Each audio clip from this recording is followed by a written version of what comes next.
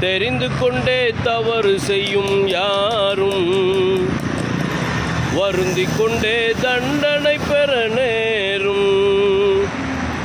தெரிந்து கொண்டே தவறு செய்யும் யாரும் வருந்திக் கொண்டே தண்டனை பெற நேரும். குற்றம் நீக்கி வாழ என்ன மார்க்கம்?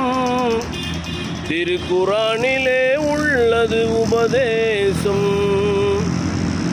தெரிந்து கொண்டே தவறு செய்யும் யாரும் வருந்திக் கொண்டே தண்டனை பெற நேரும்.